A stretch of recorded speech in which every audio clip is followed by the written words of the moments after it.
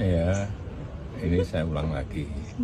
Tidak pernah yang namanya saya minta perpanjangan atau 3 periode kepada siapapun. Tanyakan saja ke Ibu Mega, atau tanyakan saja ke Mbak Puan, atau tanyakan saja ke partai-partai. Kapan, di mana, atau siapa yang saya utus. Enggak pernah ada, ya. Jadi jangan menjadi framing jahat seperti itu. Enggak baik.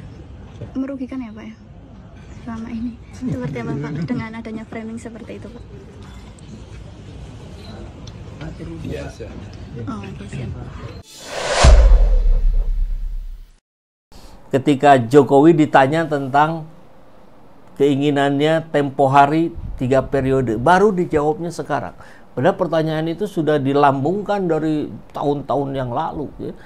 Kenapa baru dijawabnya sekarang setelah dipecat dari PDIP? Kita simak. Jokowi bantah pernah minta 3 periode. Katanya itu framing jahat. Tanyakan saja ke Ibu Mega atau ke Mbak Puan. Tanyakan saja ke partai-partai. Kapan, di mana, atau siapa yang saya utus. Gak pernah ada. Ini menarik ya. Kita lihat juga gesturnya, bahasa tubuhnya agak beda nih Jokowi dari ketika ditanya yang sebelum-sebelumnya. Hayo, siapa yang bohong? Kita dengar ya. Ya, ini saya ulang lagi. Tidak pernah yang namanya saya minta perpanjangan atau 3 periode kepada siapapun. Tanyakan saja ke Ibu Mega, atau tanyakan saja ke Mbak Puan, atau tanyakan saja ke partai-partai. Kapan, di mana,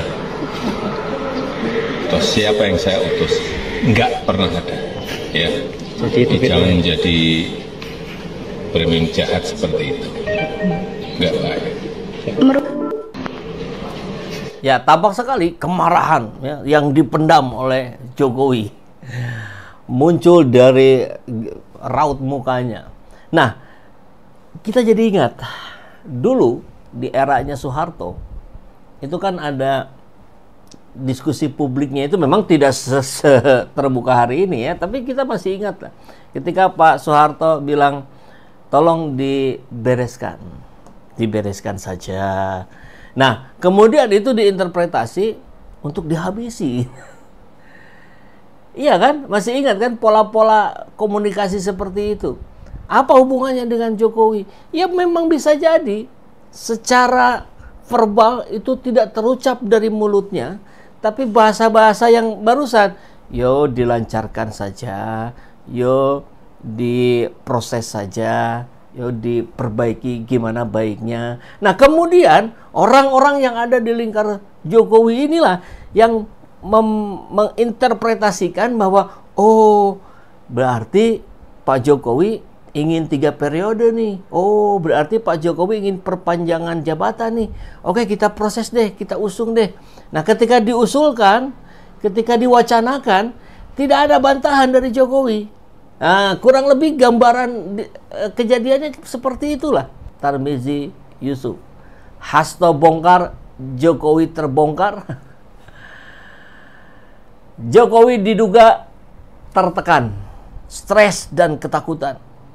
Saya mengiyakan dengan melihat raut muka Pak Jokowi yang di video barusan. Seperti tampak dalam tayangan sebuah stasiun televisi ketika Jokowi membantah pernah meminta perpanjangan masa jabatan 3 periode. Raut muka Jokowi tidak seperti biasanya. Jokowi menyebut Hasto jahat sekali yang telah menuduhnya minta jabatan presiden 3 periode. Jejak digital Jokowi minta jabatan presiden 3 periode telah memperkuat tudingan Sekjen PDIP Hasto Kristianto. Ini yang agak ada yang kelupaan nggak ditanyain tentang itu. Apakah benar Anda otak dari kriminalisasi Anies Rashid Baswedan? Nah, harusnya ditanya juga itu oleh wartawan. Jokowi boleh saja membantah. Fakta jejak digital bisa jadi bukti. Tinggal googling. Jokowi minta jabatan presiden 3 periode dan perpanjangan masa jabatan presiden melalui loyalisnya dan para ketum partai. Anda pasti menemukannya. Tadi sudah saya sebut nama-namanya ya. Video Hasto yang kata analis militer Koni Rahakundi Bakri yang konon disimpan di Rusia bakal bikin heboh tahun 2025. Video itu seperti kata Koni akan mengungkap banyak hal, skandal kasus keluarga Jokowi dan kriminalisasi Anies Baswedan oleh Jokowi. Tidak menutup kemungkinan bila Hasto Kristianto dan PDIP serius membongkar dugaan kejahatan Jokowi selama 10 tahun berkuasa, akan terjadi huru-hara politik di awal tahun 2025. Februari lah. Dugaan saya Februari itu akan semakin menguat ya. Inilah yang membuat Jokowi stres dan takut. Kenapa Februari itu sudah 100 hari itu Pak Prabowo sudah kembali menemukan pusakanya sebagai seorang presiden. Huru-hara politik yang meminta Gibran Rakabuming Raka alias Fufu Fafa dimakzulkan oleh MPR.